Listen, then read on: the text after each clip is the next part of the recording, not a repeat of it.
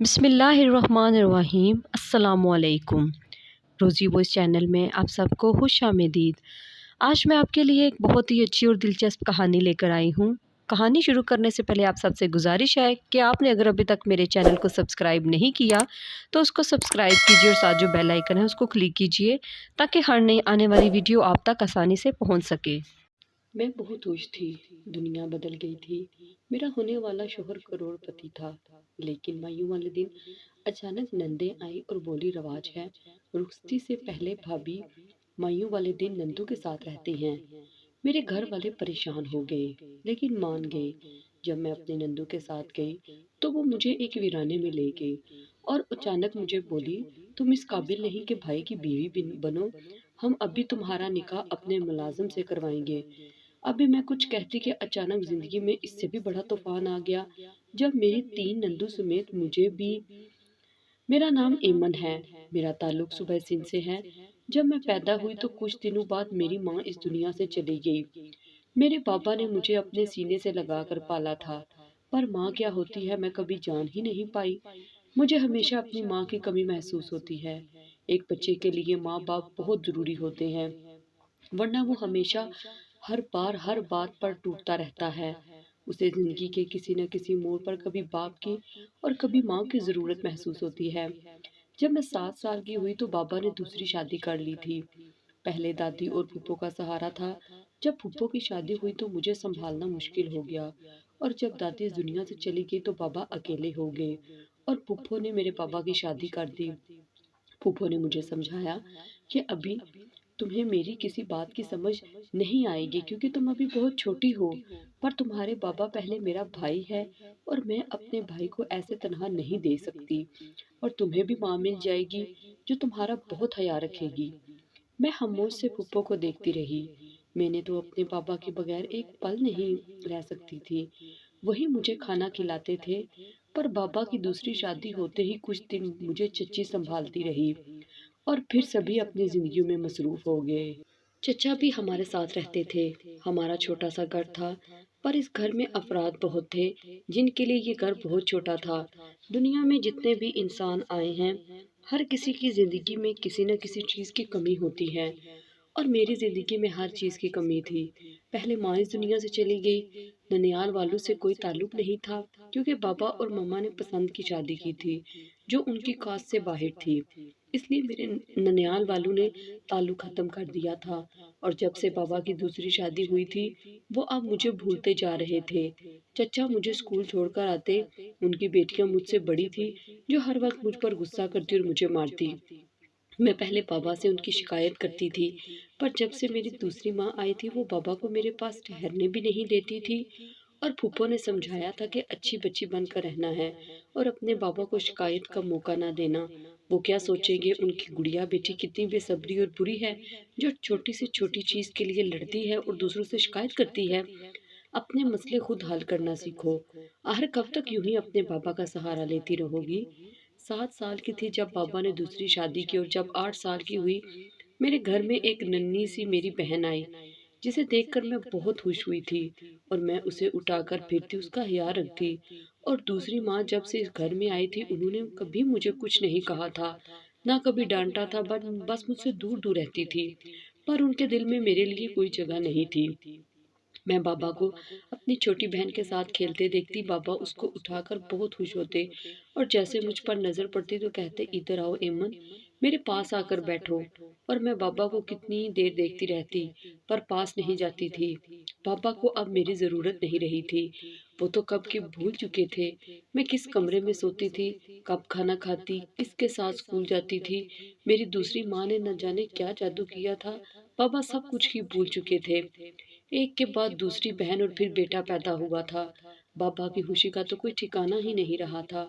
बाबा कहते उनके घर वारिस पैदा हुआ है, उनकी फैमिली मुकम्मल हो गई है।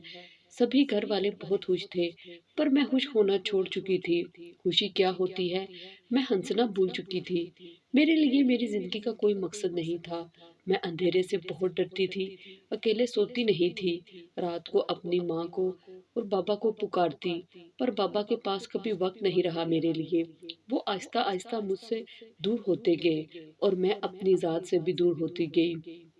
मेरे और बाबा के दरमियान बहुत फासला आ चुका था, जो शायद कभी खत्म नहीं हो सकता था। चचा की बेटियों की शादी थी, सब बहुत खुश थे और मैं अंदर बैठी अपने स्कूल का काम करती रही।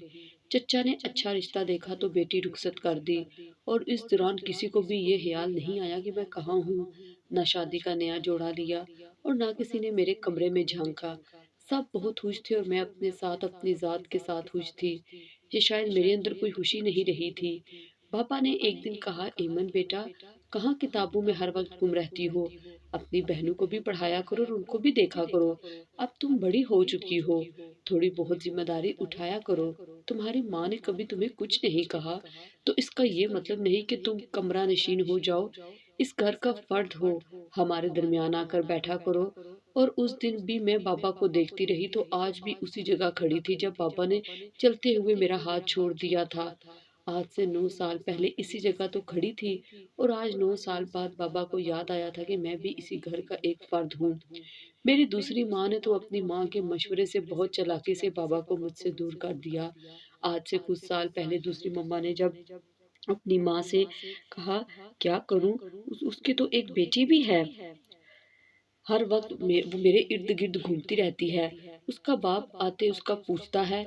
इन बाप बेटी की बातें खत्म नहीं होती तो मम्मा की माँ ने कहा, तुम बस अपने शोहर को अपने काबू में कर लो, उसको औलाद दे दो, वो बाकी सब भूल जाए, फिर देखना वो तुम्हारे आगे पीछे फिरेगा। और ऐसा ही हुआ। तब बाबा के घर बेटी पैदा हुई थी। बाबा सच में मुझसे दूर हो गए थे और मैं अपने आप से दूर हो गई थी। पहले फूफो ने कहा, अपने बाबा को कभी शिकायत का मौका न देना, कभी उनके पास जाकर मत रोना। अब उनकी शादी हो चुकी है, बेहतर है अपने कमरे तक महदूद रहना। और फिर दूसरी माँ, जिसने जुबान से कुछ नहीं कहा था पर अंदर ही अंदर से वो मुझसे मेरा बाप छीन कर ले गई थी। और तीसरी औरत, वो जिसने एक बार भी अपनी बेटी से ये नहीं कहा था, क्या हुआ बच्ची तू है, तुम इसे प्यार दो, उसका ख्याल रखो, बिन माँ के बच्ची है, जितनी मोहब्बत दोगी उतना तुम्हारा शोहर तुम्हारा ख्याल भी रखेगा। पर ऐसा हुआ था, ऐसा नहीं हुआ था। एक बेटी की माँ होकर किसी और की बेटी पर जुल्म कर गई। मेरी जिंदगी में इन तीन औरतों ने अपने मुकाम को मेरी नजरों से गिरा दिया था। मुझे नफरत हो गई थी सबसे, अपने आप से। मेरी जिंदगी का कोई मकसद नहीं था। मैं क्या करना चाहती थी क्या नहीं, मुझे कुछ नहीं था पता। बस जैसे चल रहा था मैं जी रही थी। मैट्रिक के इम्तिहान होने वाले थे जब एक दिन चचा ने बताया, मेरी मम्मा चाहती थी उनकी बेटी डॉक्टर बने, इसलिए अब मैं दिन रात मेहनत करने लगी थी। और जब मेरा रिश्ता आया, बाबा ने इनकार कर दिया कि एमन बहुत ज़हीन है और मैं नहीं चाहता मेरी बेटी घुट घुट कर जिंदगी जिए। उसे पढ़ना है, इसलिए अभी उस पर किसी किस्म का कोई बोझ नहीं डाल सकता। वो बच्ची है। मैट्रिक में अच्छी पोजीशन हासिल की तो कॉलेज में दाखिला लेने का सोचा। जब पहली बार मेरी दूसरी माँ मेरे पास आई और बोली, जितना पढ़ लिया बहुत है, तुम्हारे बाप की तनख्वाह से घर का हर्ष मुश्किल से चल रहा है, कल को तुम्हारे कॉलेज की फीस, आने जाने का खर्चा हम कहाँ से पूरा करते रहेंगे, और तुम्हारा क्या पता कॉलेज के बहाने कहीं हमारे मुंह पे कालक ही न थोप दो। उनकी बात मुझसे बर्दाश्त नहीं हुई थी। मैंने उनकी आंखों में आंखें डालकर कहा था, जब मेरे बाबा को एतराज नहीं तो आप कौन होती हैं मुझ पर हुक्म चलाने वाली? बेहतर होगा कि आप अपने काम से काम रखा करें। मुझे अपनी आवाज बहुत बेगानी महसूस हुई थी। ऐसा लगा जैसे पता नहीं कितने दिनों बाद मैं बोली हूँ। और मेरी बात सुनकर मेरी दूसरी माँ, जो कभी मेरी माँ ही नहीं बन सकी, वो शोर डालने लगी और रोते हुए चचा के पास चली गई और कहने लगी, सारी उम्र अपने गले से लगा कर पाला आपकी भतीजी को, आज मुझे सौतेला कह रही है। और चचा खामोशी से मुझे घूर रहे थे।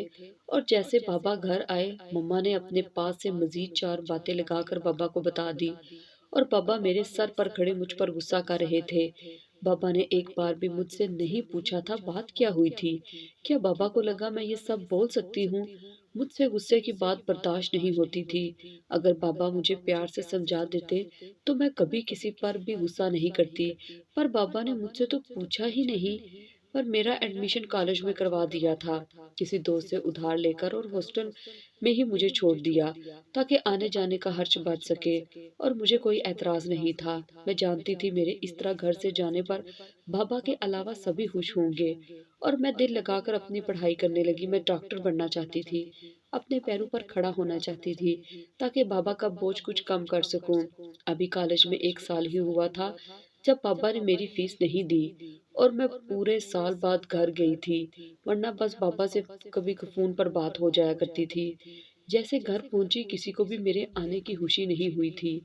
बाबा से रात को फीस का कहा तो बाबा ने कहा, तुम्हारी बहनें भी हैं, भाई भी है, तुमने जितना पढ़ना था पढ़ लिया। मैं पहले बहुत मुश्किल से कर्ज उतारता हूँ, अब मजीद में बोझ नहीं उठा सकता। तुम घर आ जाओ। मैंने कहा, बाबा बस इस साल की फीस दे दे, आगे से मैं खुद कुछ कर लूंगी। पर बाबा ने कहा, क्या करोगी, जितना कहा उतना किया करो। मैं जानती थी बाबा किसकी जुबान बोल रहे हैं। फिर बाबा ने कहा, एक नौकरी से क्या मैं क्या क्या करूं, घर चलाऊं, तुम लोगों को पढ़ाऊं, कल को शादियां भी करनी है। मैं पहले बहुत परेशान हूँ, बेहतर है हॉस्टल से अपना सामान वापस ले आओ और घर बैठकर घरदारी सीखो। मैं रिश्ता देख रहा हूँ तुम्हारा, और जल्द अज जल्द शादी कर देना चाहता हूँ। और मैं अपने कमरे में आकर जी भर कर रोई थी। फिर हौसला करके चचा से बात की तो उन्होंने कहा, बेटी सब तुम्हारे सामने है, मैं कुछ नहीं कर सकता। जब वापस हॉस्टल आई तो मेरी रूममेट अरीबा ने कहा कि तुम यूं धक्के क्यों खा रही हो, तुम्हें अपने ननियाल वालों से राब्ता करना चाहिए, आखिर को तुम्हारी माँ का भी हक है वहाँ। और मैं इनकार करने लगी। उसने कहा, किसी तरह वहाँ का नंबर और एड्रेस ले लो और अपने नाना से या मामू से राब्ता करो, हो सकता है कि कोई मदद मिल जाए। पर जितनी बार कोशिश की, मुझे कोई सुराग नहीं मिल सका। जब एक दिन मेरी दोस्त ने कहा, मैंने घर बात की है, तुम फिक्र ना करो, मम्मा कह रही थी मैं मदद करूंगी।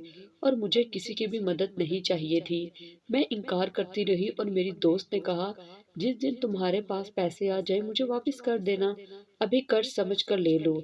मैं सोचने लगी, घर क्या कहूंगी, मेरे पास पैसे कहाँ से आए। तो मेरी दोस्त ने कहा, तुम उसकी फिक्र मत करो, मेडिकल की पढ़ाई इतनी आसान नहीं होती, और ना ही उसका खर्च कुछ कम होता है।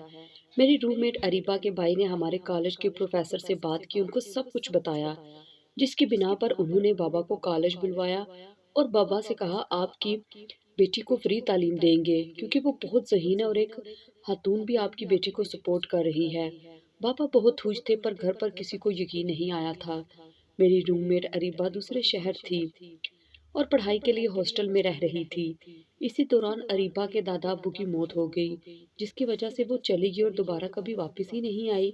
पर मेरी फीस जमा होती रही, और इस दौरान अरीबा के भाई शहरियार से मेरी बात होती रही। मेरे कॉलेज और पढ़ाई का पूछता रहता। उसे कभी देखा नहीं था, वो क्या था, क्या करता था, क्या नहीं। कभी मैंने अरीबा से पूछा नहीं था, पर मुझे बहुत अफसोस हुआ था अरीबा का ऐसे अपनी पढ़ाई को दरमियान में छोड़ जाना। पर उसके भाई ने कहा, वो यहाँ रहकर अपनी पढ़ाई जारी रख सकती है। अरीबा अपने दादा अब्बू के बहुत करीब थी। इस सदमे से निकलने के लिए उसे वक्त चाहिए था, और ऐसे मेरी पढ़ाई का तीसरा साल चल रहा था। वक्त गुजरने का पता ही नहीं चला, और शहरियार के फोन का मुझे इंतजार रहता। वो पुलिस ऑफिसर बन रहा था, पर हमारे दरमियान अभी तक ऐसी कोई बात नहीं जिसको लेकर मैं कोई ख्वाब देखती। वो बस मेरी कॉलेज फीस से लेकर पढ़ाई का पूछता और फोन बंद कर देता। और कभी कभी मैं हैरान होती, भला आज के दौर में ऐसे भी लोग होते हैं जो बिना मतलब के किसी की इतनी मदद कर सकते हैं। मुझे शहरियार अच्छा लगने लगा था, पर अच्छा लगने का मतलब ये तो नहीं था कि मैं हम उसे पा लेने की चाह भी करें। छुट्टियों में घर आई तो मेरी बहन की शादी होने जा रही थी, जो अभी कम उम्र थी। बाबा ने कहा, ये सब घर वालों के लिए अच्छा है, इससे पहले कि मेरी इज्जत हाथ में मिल जाए। जब रात को चच्ची ने बताया, तुम्हारी बहन किसी लड़के से फोन पर बात कर रही थी, तुम्हारे पापा को पता चल गया, इसलिए शादी कर देना चाहते हैं, इससे पहले कुछ ऊंच नीच हो जाए। पर जब बहन की शादी की बात आई तो उन लोगों ने लाखों का जहेज मांगा था। बाबा ने कहा, हम अपनी बेटी को देंगे जो देना है, पर उन लोगों ने कहा, हम सब कुछ आपकी बेटी के लिए ही मांग रहे हैं। हालांकि हम तो जहेज में मोटरसाइकिल की डिमांड भी करने वाले थे, और वो लोग चले गए। जो कुछ वो मांग रहे थे वो कम से कम 7-8 लाख का था, और इतना तो हमारे पास भी नहीं था। जो भी रिश्ता आता लाखों का जहेज मांगते, और देखते ही देखते कई रिश्ते ऐसे ही खत्म हो गए। पर मेरी बहनों की शादी नहीं हो सकी थी।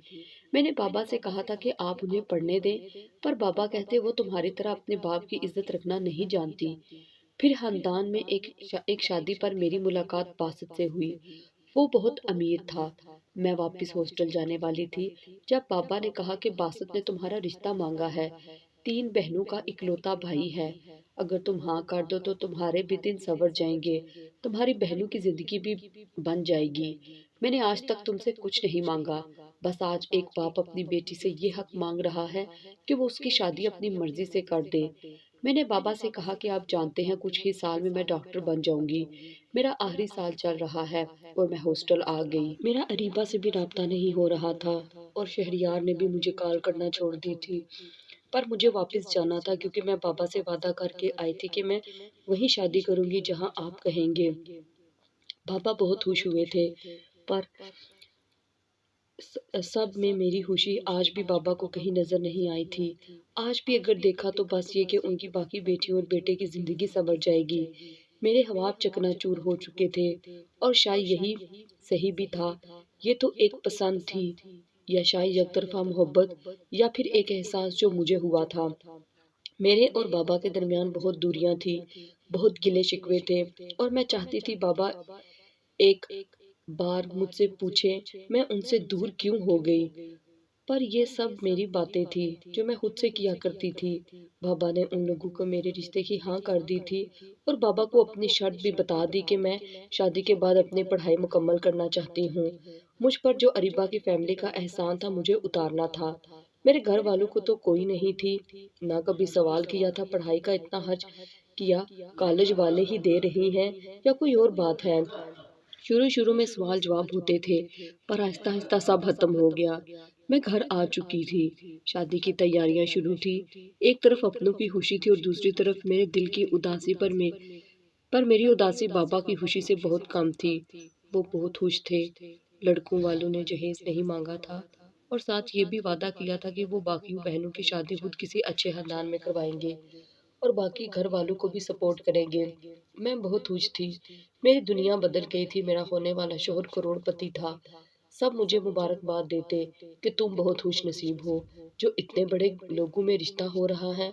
पर एक बात अजीब थी, मेरी शादी हो चुकी थी और वो शादी के बाद मायके में ही रहती थी। बाबा ने कहा इन बहन भाइयों का आपस में बहुत प्यार है। मेरी नंद जो कि शादी के बाद ही घर रहती थी और वैसे भी इतना बड़ा घर है बल्कि महल है जिसमें इंसान एक बार दाखिल हो जाए तो गुम हो जाएगा। हालांकि मेरी और बासत की उम्र में काफी फर्क था, पर दिल ने कहा इतने से फर्क से क्या होता है, उसकी वजह से सबकी जिंदगी बदल जाए। लेकिन मायूं वाले दिन अचानक नंदे आई और बोली हमारा रिवाज है कि रुखसती से पहले भाभी मायूं वाले दिन नंदू के साथ रहती हैं। मेरे घर वाले परेशान हो गए लेकिन मान गए। जब मैं अपनी नंदू के साथ गई तो वो मुझे एक वीराने में ले गई और अचानक मुझे बोली तुम इस काबिल नहीं कि भाई की बीवी बनो, हम अभी तुम्हारा निकाह अपने मुलाजम से करवाएंगे। अभी मैं कुछ कहती कि अचानक जिंदगी में इससे भी बड़ा तूफान आ गया जब मेरी 3 नंदू समेत मुझे भी पुलिस ने गिरफ्तार कर लिया। हम लोग फ्रॉड करते हैं। हम सबको यकीन दिलाती रही कि मैं ऐसी नहीं हूँ। मेरे घर वाले मेरा इंतजार कर रहे होंगे, पर किसी ने भी मेरा यकीन नहीं किया। मैं तो रो रो कर उनसे भीख मांगती रही, पर उन लोगों को जरा तरस नहीं आया था। मैंने बाबा से बात करना चाही तो इन पुलिस वालों ने कहा कि पहले लोगों की जिंदगियों के साथ खेलती हो, उनको लूटती हो, मगर और फिर मगरमच्छ के आंसू बहाकर ये कहती हो कि मैं बेकसूर हूँ।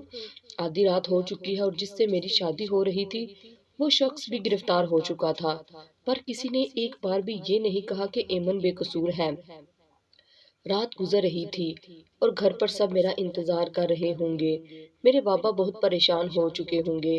तभी इस थाने का एक ऑफिसर आया जिसने मुझे पहले हैरान होकर देखा, फिर अपने अहलकारों पर गुस्सा करने लगे। मुझे हवालात से बाहर निकाला और घर कॉल की और कुछ ही देर में बाबा और चचा पुलिस स्टेशन पहुंच चुके थे और वहां पता चला जिस शख्स से मेरी शादी हो रही थी वो लोगों के साथ फ्रॉड करते हैं, झूठी शादी करते और लूट कर भाग जाते हैं। उनका बकायदा एक ग्रुप था और इस बार मेरी होने वाली नंदू को ये बात हजम नहीं हुई क्योंकि उनका भाई मुझे पसंद करने लगा था और उसने कहा था कि वो अब सुकून के साथ ज़िंदगी गुजारना चाहता है, वो ये सब छोड़ देना चाहता है। पर उसकी बहनों ने कहा कि ऐसा नहीं होने देंगे। वो बहुत लालची औरतें थी और पुलिस बहुत सालों से उनके पीछे लगी हुई थी और वो अब पकड़े गए थे। वो सब जेल में थे और बाबा और चचा मुझे लेकर घर पहुंचे और पुलिस ऑफिसर का शुक्रिया अदा किया जिसने हमारी बात पर इतनी जल्दी यकीन कर लिया। पर बाबा इस पुलिस ऑफिसर को देखकर कुछ परेशान थे। जैसे घर पहुंची तो सब मुझे बातें करने लगे कि क्या तुमने, मेरी दूसरी माँ ने बहुत सी बातें की। और तभी बाबा ने कहा बहुत हो गया, बहुत सुन ली। ये मेरी बेटी है और मुझे इस पर पूरा भरोसा है और उसने कुछ गलत नहीं किया। फिर जो कुछ हुआ बाबा ने सब कुछ घर वालों को बताया और चच्ची ने मुझे कहा तुम जाकर आराम करो, शुक्र करें आप सब जो उन लोगों की असलियत सामने आ गई, वरना हम कहीं के न रहते। सब चुप हो चुके थे। मेरी शादी में 2 दिन रह गए थे। खानदान वालों को अभी तक कुछ नहीं पता था। मेहमान आना शुरू हो गए थे।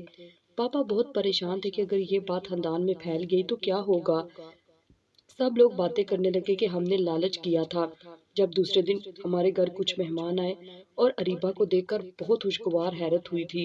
इतने सालों बाद वो मुझे मिल रही थी और उसके साथ आने वाले शख्स को देखकर मैं हैरान थी, जिसको उस रात पुलिस स्टेशन में देखा था, जो मुझे देखकर हैरान हुआ था। और अरीबा का भाई शहरयार था, जो पुलिस ऑफिसर था।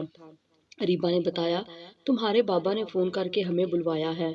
मैंने कहा बाबा ने, पर बाबा को तुम लोगों का कैसे पता। और तभी बाबा कमरे में आ गए और मेरे पास आकर बैठकर कहने लगे आज से 2 साल पहले शरियार का रिश्ता आया था तुम्हारे लिए, पर मैंने साफ इनकार कर दिया था क्योंकि मैं तुम्हारे ननियाल वालों से कोई ताल्लुक नहीं रखना चाहता था। शहरियार तुम्हारी खाला का बेटा है। और तब मुझे समझ आई थी, इसीलिए अरीबा की अम्मी जब मुझसे मिली थी तो मुझे गले लगाकर बहुत रोई थी, पर मुझसे कोई बात नहीं की थी और इसीलिए मेरी पढ़ाई का खर्च उन्होंने उठाया था। अगर ये बात बाबा को पता चल जाती तो घर में बहुत हंगामा होना था। बाबा ने कहा मैं जानता हूँ तुमसे बहुत लाइल्म हो गया था, मुझे कभी रिश्तों में बैलेंस रखना नहीं आया था। मैं समझा तुम अब बड़ी हो गई हो, पर मैं ये बात भूल गया था मैं सिर्फ तुम्हारा बाप नहीं माँ भी था। पर मैंने अपना घर बसा लिया इस उम्मीद पर मेरी बीवी तुम्हारा ख्याल रखेगी। पर मैं जानता नहीं था मेरी बेटी इस दौरान मुझसे इतनी दूर हो जाएगी कि कभी उसके पास बैठकर उसकी ढेरों बातें नहीं सुन सकूंगा। वो इतनी खामोश हो जाएगी। जब तुम मेरी तरफ देखती थी तो इन आंखों में मुझे बहुत कुछ नजर आता था, बहुत से शिकवे, बहुत से गिले। पर मैं जिम्मेदारियों के बोझ तले दबा चला गया। पर मैं तुम्हारा बाबा हूँ जो तुमसे आज भी उतनी मोहब्बत करता है जितनी पहले दिन तुम्हें अपने हाथों में उठाकर किया करता था। मैं चाहता हूँ तुम शहरियार से शादी कर लो और हमेशा खुश रहो। इसलिए मैंने तुम्हारी खाला को बुलवाया और उनको तुम्हारा रिश्ता दे दिया। मैंने बाबा के गले लगकर बहुत रोई। दिल में जो शिकवे थे सभी खत्म हो चुके थे। मेरी जिंदगी से दुखों के बादल झड़ चुके थे। मेरी शादी शहरियार से होगी और मैं बहुत खुश थी हूँ। वक्त कभी भी बदल सकता है, इसलिए हमेशा अच्छे की उम्मीद रखनी चाहिए। शरियार ने मेरा बहुत साथ दिया। शादी के बाद मेरी यही ख्वाहिश थी कि मैं अपनी पढ़ाई को जारी रखूं। उसने और खाला ने मुझे बहुत सपोर्ट किया और आज अल्हम्दुलिल्लाह मैं एक बहुत अच्छी डॉक्टर बन गई हूँ।